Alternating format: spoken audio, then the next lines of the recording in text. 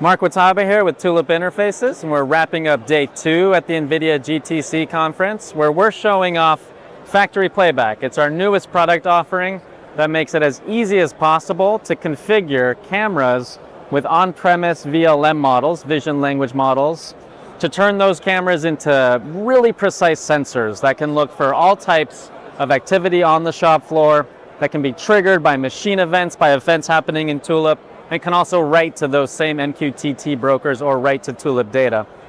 I'll give you a quick sneak peek of that.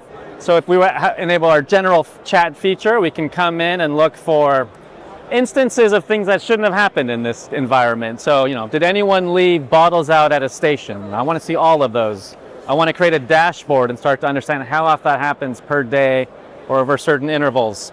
In near real time, we're able to look through all of that video data because of the on-premise VLM analysis we've been doing. And as you can see, we find that. And this is all easy to configure through the no-code tools and the sort of branching logic tools we've developed for connecting the prompts and all of the parameterized data that flows through the automations that work on the local server. So if you happen to be at GTC, we'd love for you to stop by and come see how this is configured and see our UI tools.